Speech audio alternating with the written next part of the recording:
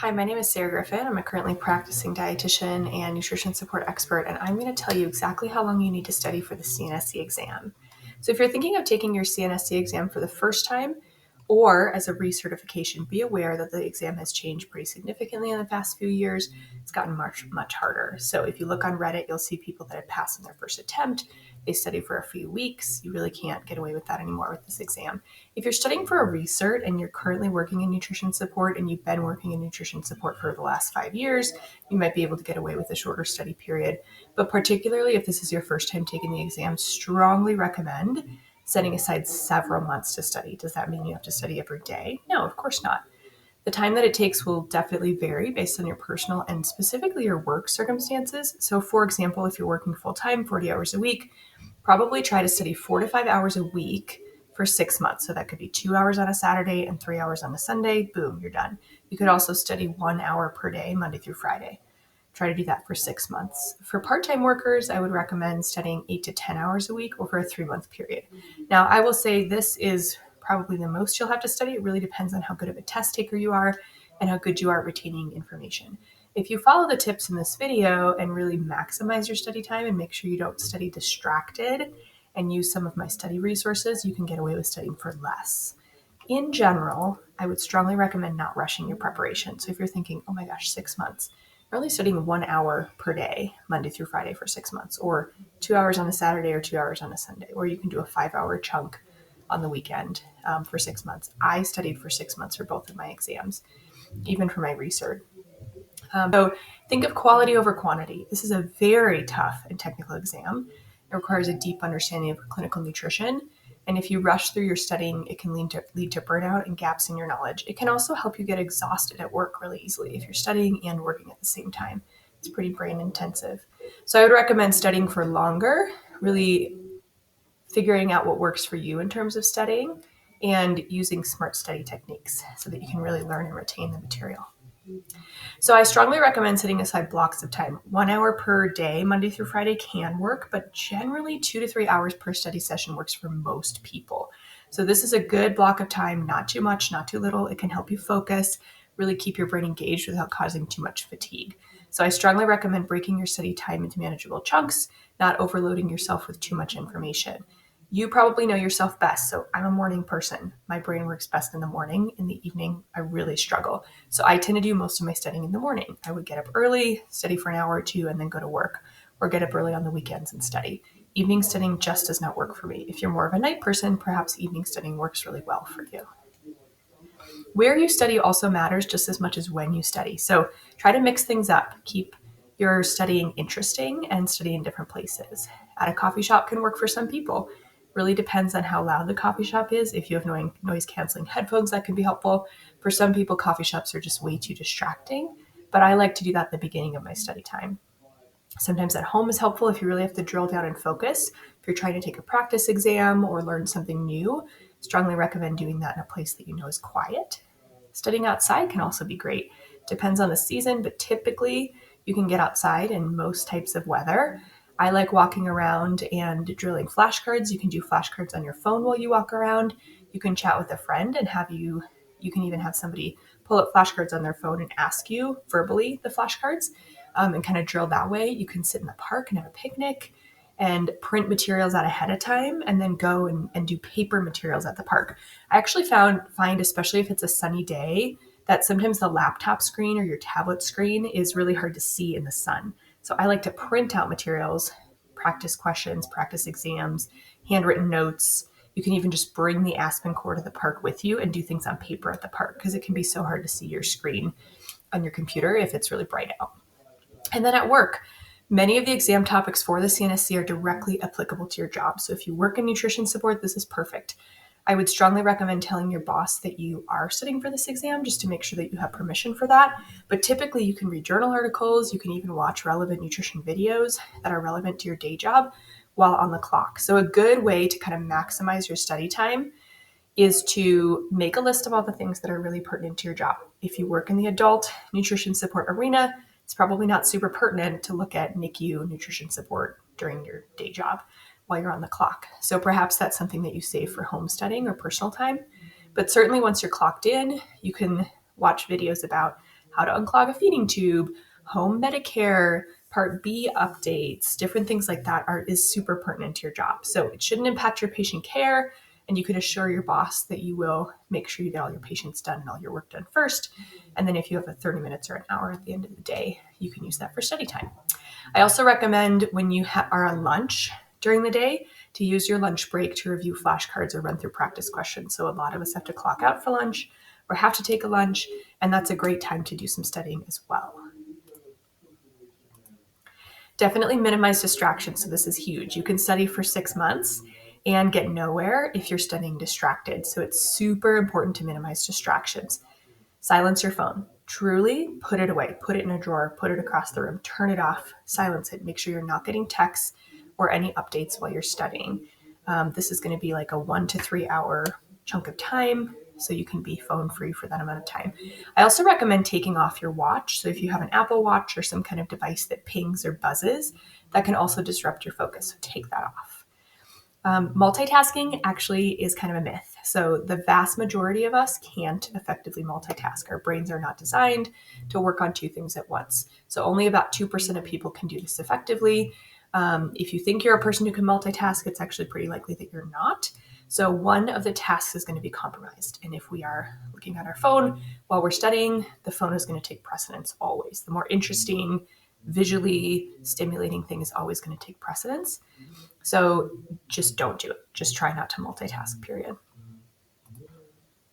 Some people really appreciate and enjoy group studying. So for most people, a combination of this works well.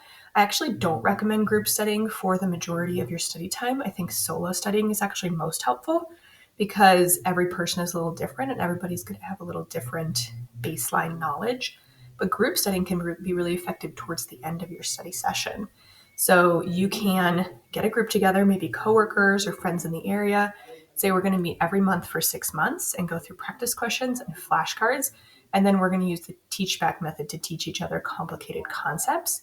Group studying can be super helpful once you've started getting into studying and done a big chunk on your own to kind of realize, like, where's everybody else at? Do I know a lot? Do I not know a lot? And compare yourself and make sure that you're kind of on the same page with studying. I found this super helpful because there were certain things that stuck in my brain really easily, and there were certain things that didn't. So numbers can stick in my brain really easily, but medications don't. And for some of my friends that I was studying with the first time, it was the opposite. So they could remember medications really well. And they would bring up like, oh, this medication does that. And I'd be like, what? I don't remember that. So I'd have to write it down and make sure I study that. And vice versa. They kind of didn't, they weren't able to memorize the numbers as quickly as I was. So I was able to share some of my study tips for numbers. So I think group studying can be super helpful just so you can understand, like, am I going into this exam feeling really prepared? Am I not? And kind of have a baseline. It's also fun to study with friends. So strongly recommend a variety of solo and group study. I think group studying can be very distracting at times, especially if you're friends. It can be really hard to actually focus on the studying and less on the social aspect. So I recommend a variety of this. Maybe you meet once a month with your group, and then the rest you do on your own. Speaking out loud to retain information is really important for studying. So when you're going on a walk, having a study break, going on a walk, like in between study sessions, just start talking to yourself out loud. You can call a friend if they live in another state and they're studying for their exam. Explain something to them. Use the good old teach back method that we used in undergrad, that we learned in undergrad. The same method that we use for our patients and clients today. That teach back method is super helpful and can help you retain complex concepts. So as you start studying and get a few weeks to months into your study journey, you will be able to write a list of all the things that are hard for you. What are the hardest concepts? What are the things you really don't understand well? And any of those complicated concepts, you can use the teach back method and teach a friend. So the first time you use the teach back method, like for instance, if you're trying to describe insulin dosing and parenteral nutrition to your friend, don't try to do that blind. For the first time, get out the Aspen cord, get out your study guide, read the information, teach it to someone. The second time, you're going to do it without the information in front of you, but you're just going to do it with a few notes. And then the third time you teach it, you're going to do it blind, just like you would have to do in the exam. No notes, nothing, just from memory. That can really help you retain some of these complicated concepts. I know it sounds goofy, but if you don't have a friend who you are studying with, You can also do this by yourself. You can get a voice note app on your phone and just speak into the voice note app and listen to yourself explain the concept.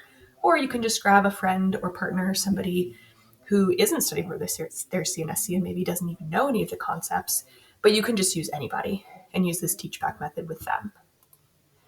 I actually do recommend studying a bit before bed. So there is research to show studying right before bed can improve memory retention. You have to be very careful not to overdo this. So if you're a night person, this may work best for you. I'm not a night person, so my studying typically happens in the morning. But one trick that I learned, I did this for both of my exams and it was super helpful. Every week I would have a flashcard with 5 different things. They might be terms, they might be concepts, they might be numbers. And every week before bed, I would look at those. I'd read it through 3 or 4 times. I'd say it out loud 3 or 4 times. And then I would turn off the light and go to bed. And that actually can really help you retain information as you sleep. So you want to keep this super brief. You're not doing any hardcore studying or intense study sessions before bed. But if there's a couple of things that you just need to look at or say through before you go to sleep, that can actually help keep those numbers and terms stuck in your mind. You can also do flashcards right before bed. Just do 5 minutes of flashcards. Drill through the flashcards that are really hard for you. So on my Quizlet flashcards, which come in my CNSC exam study guiding course, once you go through them, it will actually collect all the ones that you got wrong. And after going through them a few times, it will collect the ones that you get wrong frequently. So you can use those, I haven't learned these yet, terms in Quizlet, review those right before you go to bed. And that will truly help you remember those in the future. Speaking of, if you're not getting great sleep, you definitely want to start working on that now. Studying and not sleeping are incompatible. You are not going to do well on this exam if you're sleep deprived. So make sure that you, before you even start studying, if you're not sleeping 8 hours a night, really work on that first and work on some sleep hygiene so that you make sure that you can sleep well. I do have a free CNSC exam prep readiness checklist, which summarizes a lot of this information. It also includes 3 pages with 30 essential concepts that you need to master before you start studying. So first-time exam takers or people who are taking this new exam, it's changed in the last 2 to 3 years pretty significantly, definitely want to download this so that you understand, when am I ready to jump into studying? I get a lot of students asking me, I've only been a clinical dietitian for a year. Is that too soon to jump in? So this checklist will help you answer that, and you can find that down below in the description. And then finally, my CNSC exam study guiding course. I've recently expanded this into a course. So it comes with a physical study guide. You get 75 pages of targeted exam content, and it is structured the same way as the NBNSC course outline. So you make sure that you have every single exam section is on this study guide, so you're not missing anything. The digital course component, which you get instant access to, includes 8 quizzes that you can take as often as you like, journal articles, images, and videos that I've created for you, and then 4 Quizlet flashcard decks with about 400 Quizlet flashcards, and this is really key. So there are flashcards available online for free and some flashcards that you can purchase, but I've used these myself, and I can tell you that a lot of them are not updated for the current exam. So like I said, the exam changed in the last couple of years and got a lot harder. And you want to make sure that current information is on the exam. So practice changes, different things change over the years. And a lot of the free flashcard decks that you can find on the internet are not updated for the current exam. So you definitely want to get mine. I took my exam just a few months ago and passed for my recert. I also took it 5 years ago and passed on the first try. And I use these Quizlet flashcard decks both times. I've updated them every 6 months for the last 5 years. So they're really up to date. They have really critical information on them. And the Quizlet flashcards are really, I think, the secret to passing this exam.